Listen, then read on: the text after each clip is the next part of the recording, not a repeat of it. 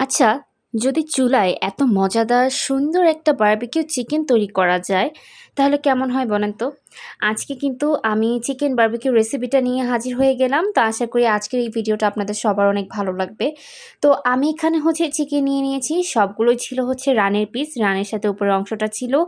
আর যেহেতু বাকি অংশটা কেউ খেতে চায় না, তাই এই পিসটাই নেওয়া হয়েছে এবং এগুলোকে হচ্ছে আমি সুন্দর করে মাঝখান দিয়ে এরকম চিড়ে দিয়েছিলাম যেন ভিতর দিয়ে খুব ভালোভাবে মশলাটা যেতে পারে। তো এখানে হচ্ছে প্রায় ২.৫ কেজির মতো চিকেন আছে। প্রায় ৯টা হয়েছে এই ২.৫ কেজি চিকেনের মধ্যে।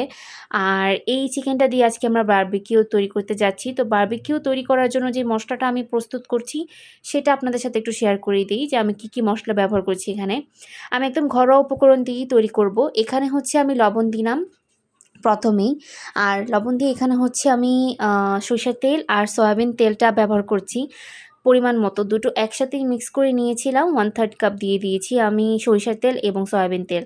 তারপর এখানে মরিচ গুঁড়া দিয়েছি। প্রথমে মরিচ গুঁড়োটা আমি একটু কম দিয়েছি, কারণ হচ্ছে পরবর্তীতে আমি বাকি মশলাগুলোর উপর ডিপেন্ড করে একটু কমিয়ে বা বাড়িয়ে নিতে পারবো।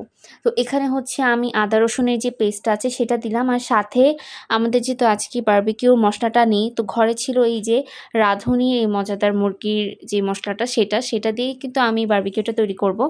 একদম সাধারণভাবে, কিন্তু এটা অনেক বেশি মজার হয়েছিল। যে আমি কিভাবে তৈরি করছি সেটা দেখাই আপনাদেরকে। তো এখানে আমি পুরো মশলাটা ব্যবহার করছি, সাথে এখানে দিয়ে দিয়েছি টক দই। টক দইয়ের পরিমাণটা একটু বেশি করে দিব, এতে চিকেন খেতে কিন্তু একটু বেশি ভালো লাগবে এবং অনেক বেশি টেম্পটিং হবে। তো এই কারণে এখানে কিন্তু আমি টক দই দিয়ে দিচ্ছি, প্রায় ৩-৪ চামচ দিয়ে দিলাম। আর টক দইয়ের পরিমাণটা একটু বেশি করে দিলে এটার টেস্টটা অনেক বেশি ভালো আসে, তাই এখানে হচ্ছে আমি ৩-৪ চামচ টক দই পরিমাণ মতো করে ব্যবহার করে নিচ্ছি। তারপর এখানে দিয়ে দিলাম হচ্ছে একটু জিরা বাটা, সাথে টমেটোর যে সস আছে সেই সসটা দিয়ে আমি ভালো করে ম্যারিনেট করে নিচ্ছি। আর ম্যারিনেট করে কিন্তু আমি পুরো একদিন রেখে দিব, মানে আমি যেদিন তৈরি করেছিলাম তার আগের দিন ম্যারিনেট করে ডিপ করে রেখে দিয়েছিলাম, যেন এটা খুব ভালোভাবে মশলাগুলো ভিতরে যায় এবং খেতে অনেক বেশি ভালো লাগে। তো এখানে আমি একটা একটা করে চিকেনের মধ্যে মশলা দিয়ে দিব ভালো করে, আর মশলাগুলো মিক্স করে নিচ্ছি একটু একটু করে। একদম প্রত্যেকটা কর্নার হচ্ছে আমি চিকেনের মশলাগুলো মিক্স করে নেব, যেন কোনো অংশে হচ্ছে মশলাটা বাদ না পড়ে। তো এই কারণে এখানে আমি চিকেনের প্রত্যেকটা মশলাই আমি ব্যবহার করছি একটু একটু করে। আর এই যে মশলাটা আমি তৈরি করেছি, চাইলে আপনারা আলাদা একটা হচ্ছে বলে নিয়েও কিন্তু তৈরি করতে পারেন। আমি চিকেনের সাথেই তৈরি করেছি। তো প্রত্যেকটা চিকেনের ভিতরে এইভাবে সুন্দর করে হচ্ছে মশলাটা দিয়ে দিতে হবে এবং মশলাটা মেখে আমি হচ্ছে একটু পরে ডিপ করে রেখে দিব, যেন মশলাটা ভালো মতো যায়। এর মধ্যে কিন্তু আমি সয়াবিন তেল দিয়েছি এবং সয়া সস যেটা সেটাও ব্যবহার করেছি। আর লেবুর রসটাও আমি ব্যবহার করব, এতে টেস্টটা বেশি ভালো আসবে।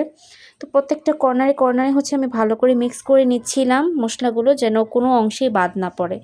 আর তারপরে দেখতে পাচ্ছেন যে আমি সুন্দর করে এখানে ম্যারিনেট করে নিয়েছি। সুন্দর করে ম্যারিনেট করে তারপর ডিপ করে রেখে দিব। ম্যারিনেশনটা কিন্তু খুবই ইম্পর্টেন্ট। বারবিকিউতে যেহেতু আর কোনো মশলা ব্যবহার করছি না, তাই এখানে ম্যারিনেট করে রাখা মশলা দিয়েই কিন্তু চিকেন রেসিপিটা আমি তৈরি করছি। তো এখানে হচ্ছে এই যে লেবুর রস দিয়ে দিচ্ছিলাম, পুরো একটা লেবুর রস দিয়েছি যেন টকটক লাগে এবং খেতে যেন ভালো হয়। আর এখানে হচ্ছে রসুন দিয়ে দিচ্ছি। এখানে কিন্তু সয়াবিন আর সরিষার তেল দিয়ে তারপর ফ্রাই করছি। তো পরবর্তী দিনে হচ্ছে এখানে আমি ২টা চিকেন করেই ভেজে নিচ্ছি। প্রথমে রসুন দিয়ে দিয়েছিলাম। তো প্রায় ১০ মিনিট পরে দেখাচ্ছি যে এক সাইড ভালো করে কুক করে নিয়েছিলাম আমি। আর নিচের সাইডটা দেখেন যে কত বেশি সুন্দর হয়েছে। একদম এত সুন্দর একটা কালার এসেছে নিচের দিকে। আর এমনি কিন্তু ঢাকনা দিয়ে ঢেকে রেখেছিলাম যাতে ভালো করে কুক হয়। তো এই তো তৈরি হয়ে গেছে আমার মজাদার এই চিকেন বারবিকিউ। আপনারাও চাইলে কিন্তু খুব অল্প উপকরণেই বাসায় এই মজাদার রেসিপিটা তৈরি করে খেতে পারবেন।